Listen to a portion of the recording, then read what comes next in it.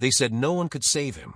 The son of a feared Mafia boss, once untouchable, now lay dying, surrounded by machines and men with guns who could buy anything except a miracle.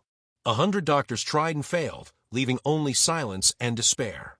But sometimes miracles come from places no one dares to look. From the shadows of a city mansion, a black maid watched her employer's world crumble, never knowing fate was about to call on her own daughter, a girl everyone overlooked. How could the daughter of a cleaning lady do what the world's best doctors could not? But first, please make sure to subscribe the channel and comment below from which city you are watching this video. Before the headlines, before the whispers of a miracle, there was just Evelyn, a black maid who cleaned floors no one dared to touch. She worked in the mansion of Don Marcello, a man whose name alone made others lower their voices. Evelyn's world was small, mornings spent scrubbing marble halls, evenings walking home through the quiet back streets, clutching the worn hands of her daughter, Amara. Amara was different. Quiet but curious, she read old science books she found in the trash behind the hospital. While other kids played, she dreamed of saving lives. But dreams like hers weren't meant for girls like her, or so everyone said. No one cared about the daughter of a maid. Not the schools that turned her away, not the doctors who laughed when Evelyn asked for a chance for her child to learn. Still, Evelyn kept believing. She told Amara that God hides his brightest stars in the darkest corners. Neither of them knew how true that would soon become. Just a few miles away, in that same mansion Amara's mother cleaned, the Mafia boss's only son had fallen gravely ill. Money flowed like water, but every doctor who entered those grand doors left defeated. Rumors spread fast. Some said it was a curse, others whispered divine punishment. And while the city gossiped, Evelyn kept cleaning those same floors, unaware that destiny was quietly stitching her family's name into a story that would shake the very foundations of power, prejudice, and faith. Because when a system built on pride and color begins to crumble, sometimes it's the hands the world overlooks that hold the power to heal. The news spread through the city like wildfire. The Mafia boss's son was dying, and no one could stop it. Every hospital had failed. The finest specialists flew in on private jets, only to leave days later with their heads bowed. Don Marcello's rage echoed through the marble halls like thunder, but behind that anger was a man watching his empire crumble with every weakening breath of his only child. Evelyn saw it all from the corners where maids were meant to be invisible. She saw the shattered glass, the sleepless nights, and the despair written on a powerful man's face. Yet even as chaos reigned above, she worked quietly, unnoticed, just another black woman in a uniform. No one looked at her. No one ever did. Then came the day everything changed. Evelyn overheard the doctor's voices in the hallway, words filled with hopelessness. His immune system is collapsing, no response to treatment. She didn't understand all the medical terms, but she knew what it meant. She returned home that night heavy with sorrow, her hands trembling as she told Amara what she'd heard. Amara listened in silence. That spark in her eyes, the one that had carried her through every rejection, began to burn brighter. She spent the night reading, digging through worn notebooks filled with ideas, sketches, and theories.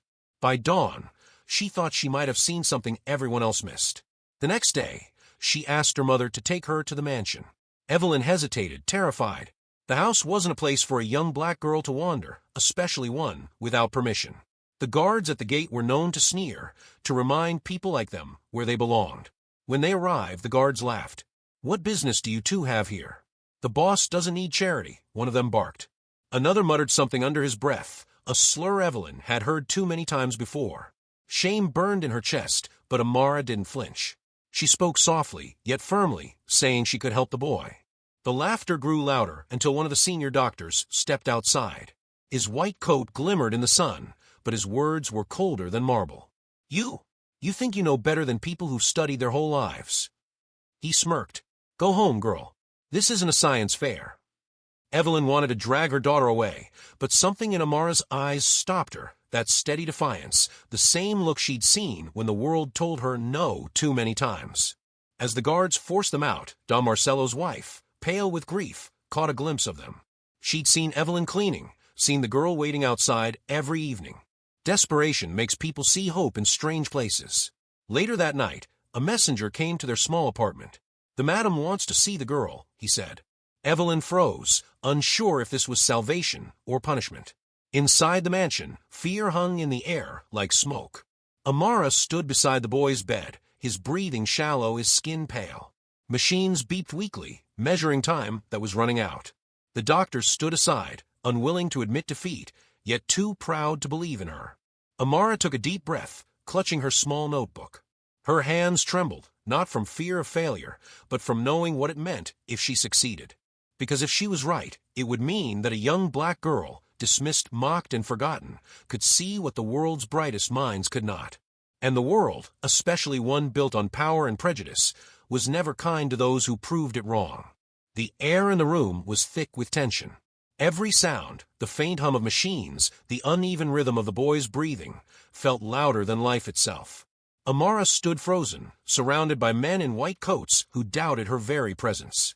Their eyes didn't just question her idea, they questioned her right to even be there.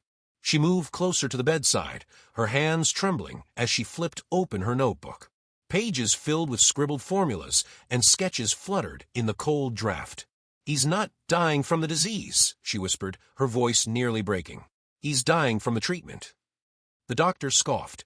One muttered, "Ignorance," under his breath. Another said, "This is ridiculous." But Don Marcello's wife stepped forward, tears glistening in her eyes. "Let her try," she said. Her voice cracked, not with belief, but with desperation. Evelyn stood at the doorway, her heart pounding.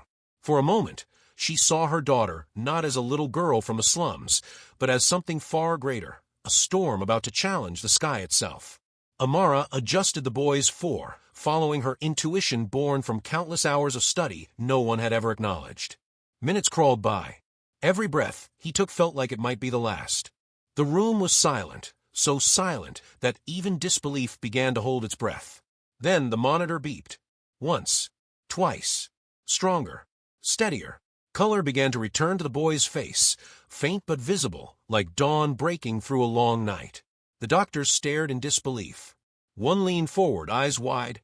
What did she do? No one answered. No one could. But beneath the miracle was something darker, rage, fear, disbelief that a black maid's daughter had succeeded where the world's finest minds had failed.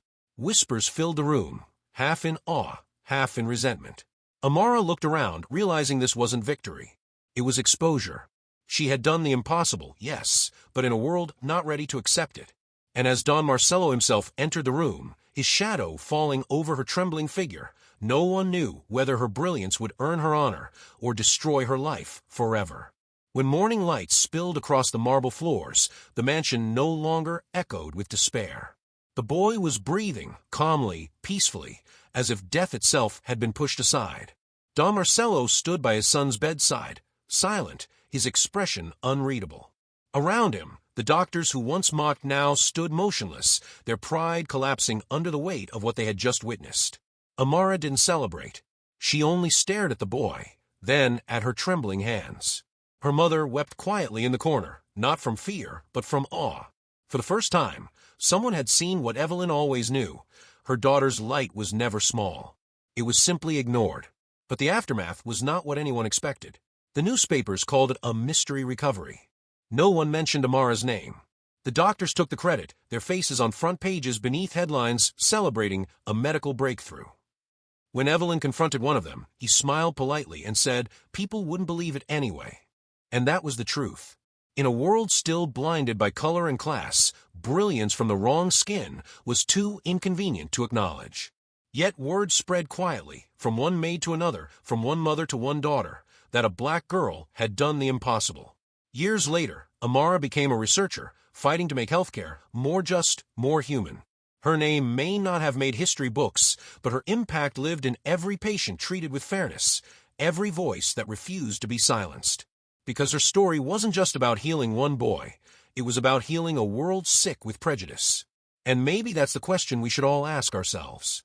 How many miracles have we missed, not because they didn't happen, but because they came from the hands we refused to see? If this story moved you, share it. Speak it. Remember it.